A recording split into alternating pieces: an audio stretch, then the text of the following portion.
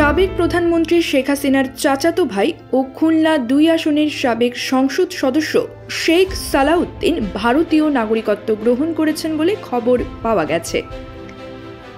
ভারতীয় আধার কার্ডে তিনি এখন বিধান মল্লিক নামে পরিচিত, যেখানে তার পিতার নাম পরিবর্তন করে মুদীন্দ্রনাথ মল্লিক উল্লেখ করা হয়েছে। বাংলাদেশের জাতীয় পরিচয়পত্রে তার পিতার নাম শেখ আবু নাসের ও জন্ম তারিখ 1967 হলেও আধার কার্ডে জন্মসাল 1959 দেখানো হয়েছে।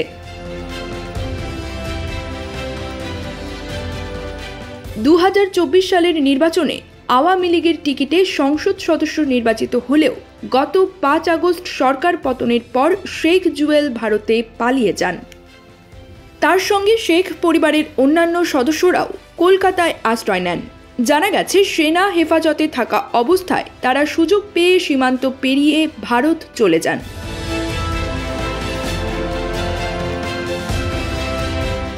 ইতিমধ্যে শেখ জুয়েলের আধার কার্ডের তথ্য নিশ্চিত করা হয়েছে, যেখানে ঠিকানা হিসেবে উল্লেখ রয়েছে পশ্চিমবঙ্গের উত্তর 24 পরগনার স্বরূপনগর। শুধু জুয়েল নন, শেখ পরিবারের একাধিক সদস্য ভারতীয় নাগরিকত্ব নিয়ে ট্রাভেল কার্ডের মাধ্যমে বিশ্বব্যাপী চলাফেরা করছেন বলে অভিযোগ রয়েছে।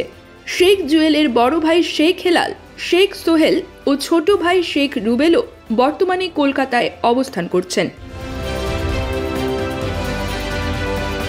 আধার কার্ডের তথ্য যাচাই করে দেখা গেছে, জুয়েলের জন্ম তারিখ ও পারিবারিক ইতিহাসে ব্যাপক অসামঞ্জস্য রয়েছে।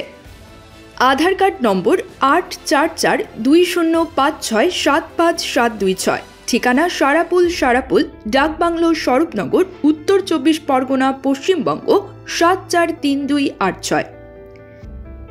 এদিকে শেখ জুয়েলের বাংলাদেশি জাতীয় পরিচয়পত্র অনুযায়ী নাম হল শেখ সালাউদ্দিন, বাবা শেখ আবু নাসের, মাতা রাজিয়া খাতুন, জন্ম তারিখ 1 জানুয়ারি 1967, পরিচয়পত্রের নম্বর 196626126190000033, ঠিকানা বাসা 363 গ্রাম বা রাস্তা শেরেবাংলা রোড, ডাকঘর সোনাডাঙ্গা 9100, সোনাডাঙ্গা, খুলনা।